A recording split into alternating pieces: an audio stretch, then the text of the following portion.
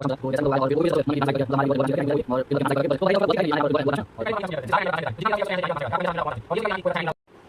Guys, welcome to my YouTube channel mister NITN Chris. तो आज आपके सामने है यश राज एनआईटी अगरतला से।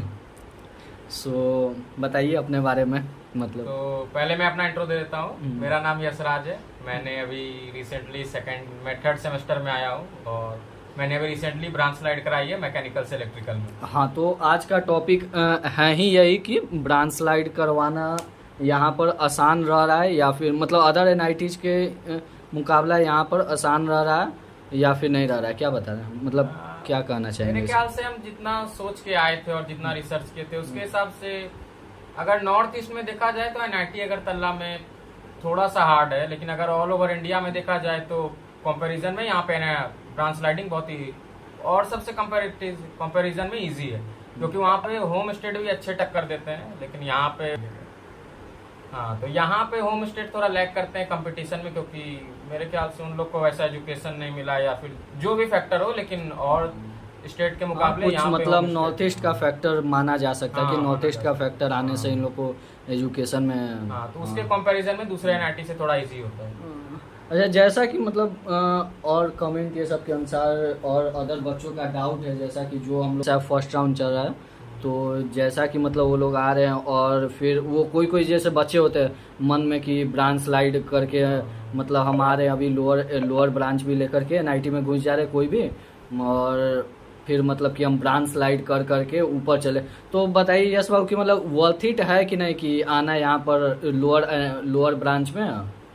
और देखिए, पहले ही बहुत बड़ा मिथ है, हम इसको क्लियर कर देते हैं। जैसे सारा एनआईटी पहली बात ब्रांच स्लाइडिंग देता है नहीं, तो जितना भी देता है उसमें ये कभी सोच के नहीं आना चाहिए कि आने के बाद हम ब्रांच स्लाइड करा लेंगे। अगर आपको कहीं भी अच्छा ब्रांच मिल रहा है तो आपको वहां जाना चाहिए, और ये सोच के कभी भी आना कि कोई अगर अच्छा एनआईटी मिल रहा है उसमें मान लीजिए कोर या उससे नीचे का ब्रांच मिल रहा है और हम अगर मेहनत करेंगे तो ठीक है, वो पॉजिटिव चीज है। लेकिन कॉलेज में नहीं रह के सोचना और कॉलेज आके क्या आपके साथ होता है बहुत डिफरेंट हो जाता है, और एक दिन के अंदर भी आपका पूरा गेम बिगड़ सकता है। तो इससे अच्छा है कि अगर पहले ही आपको अगर अच्छा एनआईटी मिल रहा है और या फिर एनआईटी ज्यादा प्रेफरेंस देना चाहिए मेरे ख्याल से ब्रांच को। तो अगर ब्रांच जहाँ अच्छा मिल रहा है वहाँ आपको जाना चाहिए।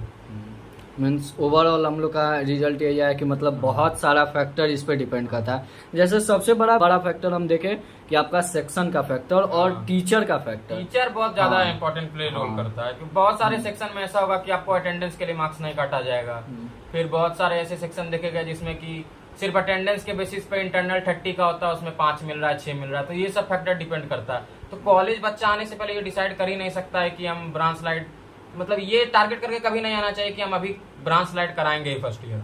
वो आपके पास एक ऑप्शन रहता है, लेकिन उसको उसी को सिर्फ ऑप्शन बना के कॉलेज कभी नहीं आना चाहिए यहाँ पे। तो अच्छा, एक और डाउट रहता है जैसे बच्चों के मन में कि मतलब मेरा कितना सीजीपीए रहेगा तो ब्रांच स्लाइड हो जाएगा, फिर वगैरह वगैरह। बेसिक सब कॉलेज का तो बेसिक ये कि 8.5 सीजीपीए आपका दोनों सेमेस्टर के एवरेज के साथ होना चाहिए। जैसे फर्स्ट ईयर का टोटल एवरेज किया जाता है फर्स्ट सेमेस्टर और सेकंड सेमेस्टर का, तो फर्स्ट और सेकंड में कोशिश तो यही होना चाहिए कि 8.5 से ज्यादा आए। लेकिन इसमें भी ऐसा नहीं है जितना सिंपल दिखता है वैसा होता है। अब जैसे मान के चलो कि अगर किसी भी बच्चे को 8.5 ही आ रहा है, जैसे फर्स्ट में 9 आ गया, दूसरे में 8 आ गया, दूसरे में, तो वो दोनों तो एसजीपीए था, अब दोनों को कंबाइन करके 8.5 आ रहा है। तो सिर्फ कट ऑफ पार करने से हमको नहीं लगता है कोई ज्यादा फायदा होने वाला। अगर आपको ऊपर के ब्रांच में इन द सेंस की सीएससी, ईसी, इलेक्ट्रिकल ये सब में जाना है तो 8.5 तो वर्थ इट नहीं रहता है। तो मेरे ख्याल से अगर वो तो देखो ब्रांच के ऊपर डिपेंड करता है, सीएससी है कैसा। अगर इस साइड नॉर्थ ईस्ट में आ रहे हैं तो 9+ लाना, 9.2+ तो लाना पड़ेगा अगर सीएससी में जाना है तो, और इलेक्ट्रिकल ईसी के लिए 9 तो लाना पड़ेगा। हाँ, मतलब कि ओवरऑल हम लोग इस बार के अनुसार जैसा कि जानकारी के लिए बता दे रहे हैं कि अपने वीडियो में कि हम लोग के कॉलेज से 50 बच्चों को सॉर्ट आउट किया गया था, मतलब कि वो लोग का ब्रांच स्लाइड हुआ था 50 बच्चों को। तो वही माना जा सकता है कि मतलब इस बार तो मतलब ऑफलाइन चलने की वजह से 8.8 एवरेज मान लिया, तो उस पर हमारा इलेक्ट्रिकल मिल गया। और हाँ, सबसे बड़ा एक और बात ध्यान कर लीजिएगा, एनआईटी अगरतला में जो भी बच्चा मतलब आ रहे हैं कि यहाँ पर मतलब अप्रॉक्स जो यहाँ पे कोर ब्रांच में स्लाइडिंग नहीं हुआ है, एक्सेप्ट 1 बच्चा, मतलब एक बच्चा का छोड़ करके, मतलब 49 बच्चों को EI से ऊपर ही ब्रांच मिला है, उससे मतलब कोर ब्रांच मिला ही नहीं है। तो देख सकते हैं हम। और जैसे इसमें बहुत ज्यादा चीज होता है, जैसे हम तो पहले भी बोले कि ब्रांच स्लाइडिंग के फोकस के साथ कॉलेज नहीं आना चाहिए।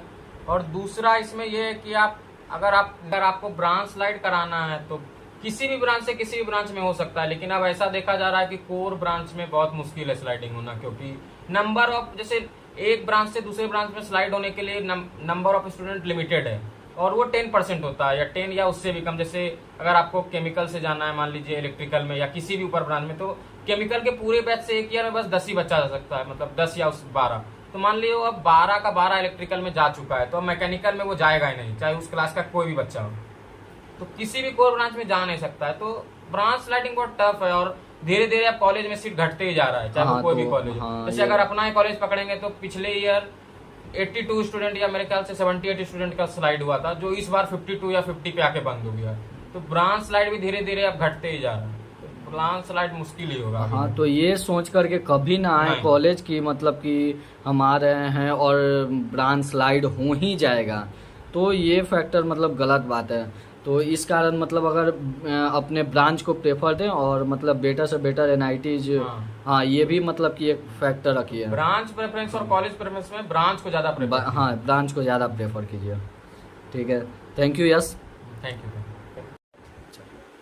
हाँ, तो एक इम्पोर्टेंट और बात करना था, जैसे जो भी बच्चे आ रहे हैं ना, वो चाहे किसी भी ब्रांच में हो, तो ये हमको भी मतलब पहले रियलाइज नहीं हुआ था, लेकिन जब हमको मेरे एक दोस्त बोले तो हमको मतलब बहुत हिट किया वो बात, और बात बहुत सही था। और हमको ये बात कॉलेज ही आके पता चला कि जो भी आप ब्रांच में है ना, उस ब्रांच के ऊपर कॉन्फिडेंट रहिए पहले। ब्रांच स्लाइडिंग एक ऑप्शन है, लेकिन वो ओनली ऑप्शन उसको मत बनाइए। तो आप किसी भी ब्रांच में अगर इस कॉलेज में एडमिशन लेते हैं या किसी भी कॉलेज में लेते हैं, तो उसके ऊपर कॉन्फिडेंट रहिए, क्योंकि हर ब्रांच का जो है ना नीड है, बस आपको उस नीड को खोजना है। इस मेरे ख्याल से इस सेक्टर में या अभी के जनरेशन में ऐसा कोई भी ब्रांच नहीं है ना जिसका नीड नहीं है। तो बस दिक्कत ये है कि आपको उस ब्रांच का नीड को खोजना पड़ेगा। बहुत सही बात बोल रहा है यस बाबू, बहुत सही बात बोल रहे। तो इस मतलब बात पे बहुत ज्यादा गौर कीजिएगा। तो क्योंकि जब हम इस कॉलेज आते तो हमको भी उतना नहीं पता था, या फिर हमको भी कॉन्फिडेंस नहीं था अपने ब्रांच को, लेकिन जब मेरे एक फ्रेंड से मेरा बात हुआ तो हमको ये बात बहुत मतलब हिट किया। और ये बात सही भी है कि आपको आपके कम से कम अपने ब्रांच पे कॉन्फिडेंस रहना चाहिए। कोई अगर आपसे बात कर रहा है, आर्ग्यू कर रहा है, तो आपको ये नहीं लगना चाहिए कि हम इस ब्रांच में तो क्या गलती कर दिया, कि आप खुद उस ब्रांच को चुने हैं, जो सामने उतना बार राउंड में काउंसिलिंग किए हैं, उतना सोचे हैं, घर से सोच के पहले तो उसी सोच के साथ ना आप 4 साल यहाँ पे आए। हाँ, तो बात बस वही, आप किसी भी ब्रांच में आपके ऊपर डिपेंड करता है कि आप किस सेक्टर में जाना चाहते हैं। हमको नहीं लगता कि कोई भी ब्रांच आपको डिफाइन करता है आप कैसे मतलब ऐसे पर्सन है। और इस बात से कभी नहीं किसी को मतलब मेजर करना चाहिए कि वो किस ब्रांच से या किस ब्रांच से नहीं। बात बस 4 साल का नहीं, बात आपके करियर का है, और आप इतना डिसीजन लेकर के आए तो कुछ सही लेके आए। तो एट द एंड बस बात इतना ही है कि जिस भी ब्रांच में आप आए, चाहे वो कोई भी कॉलेज हो, NIT, IIT, private, government, GFTI, आपको अपने ब्रांच के ऊपर कॉन्फिडेंस रहना चाहिए, तभी आप आगे बढ़ सकते हैं। सही बात है, बिल्कुल सही बात है भाई। और लास्ट में अगर आपको प्लेसमेंट से रिलेटेड या किसी भी चीज से रिलेटेड, किसी भी चीज से रिलेटेड हो, कम से कम मतलब कमेंट किया करें, करके बता दीजिए आपको और क्या डिटेल चाहिए, आपको सारा इस चैनल पे मिलेगा। हाँ, तो हमारे ऑडियंस से बोल दीजिए लाइक, सब्सक्राइब और शेयर करने के लिए। तो मिस्टर NITian क्रेज चैनल को लाइक, सब्सक्राइब और ढेर सारा शेयर दीजिए। Okay, thank you.